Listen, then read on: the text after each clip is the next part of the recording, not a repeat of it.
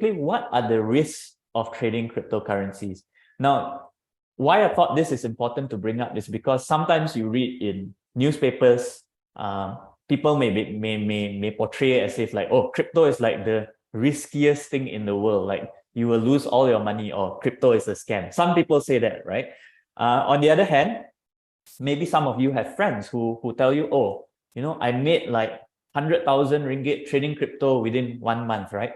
So this is a very, very interesting world where you have some people who say that it's like really, really risky. And on the other hand, you have some people say, oh, I really made a lot of money trading. So I thought it's important to let's just go through some of the risks of trading crypto. The reason why regulation is so important, the reason why regulation exists is because it is to protect investors. So basically, when you invest with a company like Luno, your Malaysian ringgit is actually stored in what you call a trustee. So Luno is actually not in control of your Malaysian ringgit because the funds is in the name of the trustee.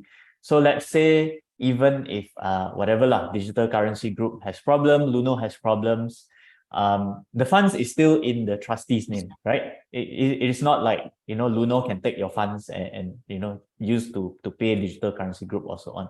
On top of that, the Securities Commission guidelines makes it mandatory for us, companies like us, to have a plan lah. Let's say there's what we call a winding down.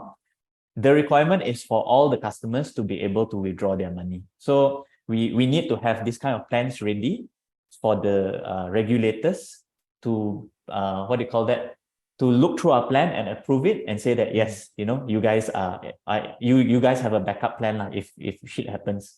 So long story short, don't be afraid if anything ever happens to Luno, DCG or so on.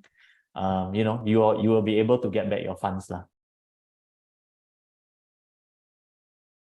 What is interesting happening this year? So some of the latest happenings in 2023, G20 pursues global standard for crypto regulation.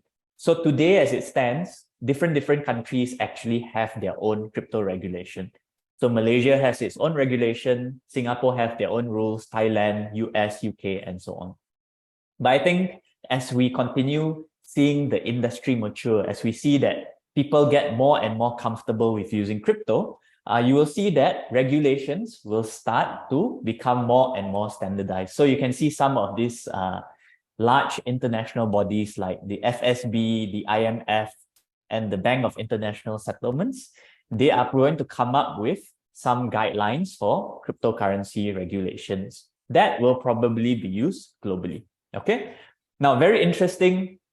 Second point is that Hong Kong plans to open crypto markets to retail customers. So before this, actually, China actually banned crypto investing. And I think there was also a ban in Hong Kong. So before this, if you want to buy crypto when you're in Hong Kong, you actually must be a sophisticated investor. Okay, you cannot be an average investor. You must have a certain amount of money and so on. So it's very interesting to see that governments like Hong Kong and hopefully maybe China one day will actually be interested to allow people to start trading cryptocurrency again.